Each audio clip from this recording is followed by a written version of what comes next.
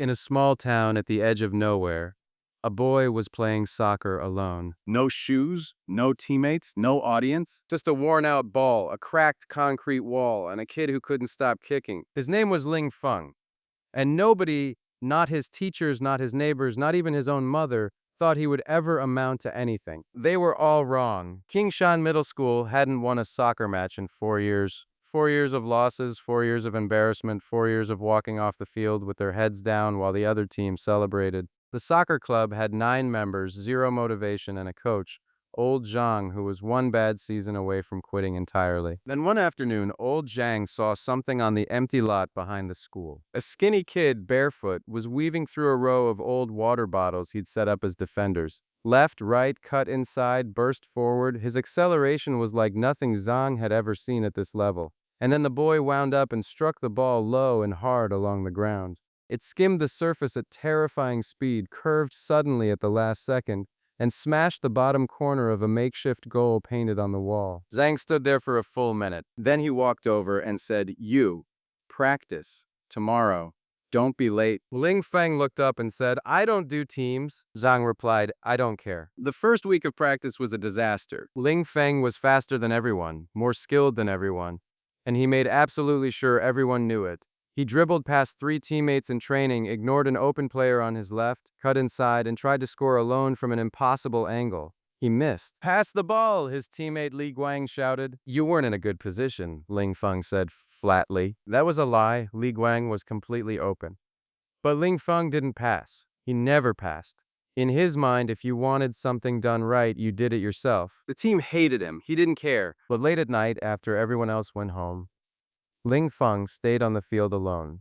He had been working on something, a shot he invented himself, something he'd never seen anyone else do. He would approach the ball at a specific angle, plant his standing foot just slightly outside the line, and strike through the lower half of the ball with a whipping, snapping motion. The result was a shot that stayed dangerously close to the ground, traveling in a straight line before bending violently at the last quarter second. Goalkeepers dive for where the ball is going. This shot changed direction after they committed. He called it the Gale Shot. He practiced it 200 times a night until his legs shook. The friendly match against Donglan School was supposed to be a warm-up. It became a humiliation. Donglan had real training, real tactics, real teamwork. By the 70th minute, Qingshan was losing 4-1. Players were walking instead of running. 2 teammates had already mentally given up. The crowd, all 12 of them, had gone quiet. Then something shifted in Ling Feng. He picked up the ball 30 meters from goal, looked up once, and started running. First defender, gone. Second defender lunged, missed. Ling Feng cut outside, pulled the ball back, burst past a third player who could only watch in disbelief. The goalkeeper came off his line. The angle was closing. There was almost no space left. Ling Feng planted his foot. The Gale Shot. The ball screamed along the ground, low and flat and unstoppable. And just before the goalkeeper's hands reached it, it bent sharply, violently into the opposite corner. 4-2, then 4-3. Then, in the final minute, 4-4. The field erupted. All 12 people in the crowd were on their feet.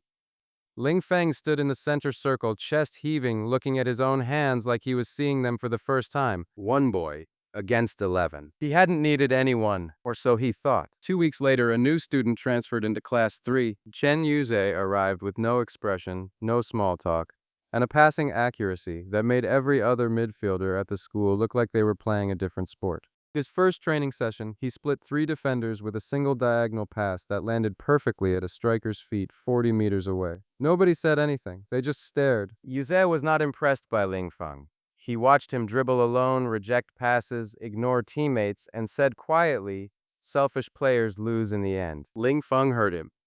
Individual talent wins games. Individual talent loses finals. They did not get along. Their combination play was painful to watch. Ling Feng would make a run and Yuzhe would pass too early. Yuzhe would find space and Ling Feng wouldn't check back. 2 talented players completely unable to connect. Then came the rainy Tuesday practice. The field was muddy, visibility was low, and most players had already called it quits and gone inside. Ling Feng and Yuzhe were the only 2 left. Neither wanted to be the first to leave. Without planning it, they started a 2 versus none passing drill along the waterlogged touchline. Ling Feng pushed the ball square. Yuzhe returned it first touch. Ling Feng surged forward. Yuzhe played it into the space ahead. Ling Feng hit it first time, back to Yuzhe, forward again. The rhythm built naturally, almost accidentally, faster and faster in the rain until they were both sprinting at full speed, the ball barely touching the ground between them, two players moving like one thought. They stopped at the edge of the penalty area, both breathing hard, both soaked. Neither said anything for a moment. Then Yuzhe said, "Do it again." They stayed until dark. By the end, they had something. Not friendship, not yet, but something that worked. They called it the lightning link. The county qualifiers arrived fast. 3 matches, 3 different kinds of hell. The first team was Beishun, pure muscle.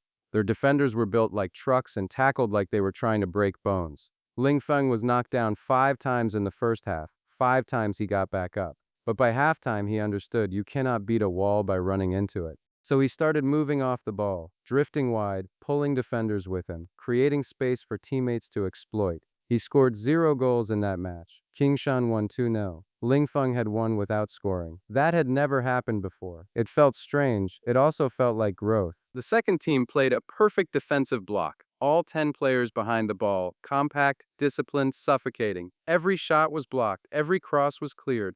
Ling Feng was invisible for 60 minutes. Then Yuzhe dropped deep and started recycling the ball, short passes, switching sides, stretching the shape. Slowly, millimeter by millimeter, the wall developed a crack. Ling Feng felt it before he saw it. He made a diagonal run. Yuzhe played it through first time. Ling Feng arrived at the ball in the exact pocket of space between 2 defenders. One touch, Gale Shot, bottom corner. 1-0. Match over. Players on both sides looked exhausted just from watching. The third team was Qingshan, the tournament favorites. They had a striker who hit long-range shots with his left foot that seemed to bend through space. He scored twice in the first 20 minutes. Qingshan looked overwhelmed. What followed was 40 minutes of football that nobody at that ground would forget. Back and forth, goal, answer, both teams giving everything, players cramping in the final 10 minutes and playing through it. Ling Feng's legs were screaming. Yuzhe was running purely on will. Li Guang, who had barely trained all month, threw himself in front of a shot that would have made it 3-2. In the 93rd minute, Yuzhe won the ball in midfield, looked up and played it forward, without hesitating. Ling Feng was already running. No thought, no decision, just instinct and trust. Trust in a player he had hated 3 weeks ago. He took the ball in stride, one touch to set, and struck the Gale Shot with everything he had left. The net moved 3-3 into extra time. And eventually, exhausted and barely standing, Qingshan won on penalties. In the dressing room after, nobody spoke for a long time. Then Ling Feng looked across at Yuzhe and said one word, "Good pass." Yuzhe nodded once. It wasn't a friendship speech. There were no dramatic tears. Just 2 players who had found something real between them, and a team that had just discovered for the first time that they might actually be capable of winning. The county finals were next, and nobody was going to be ready for what Ling Feng had planned.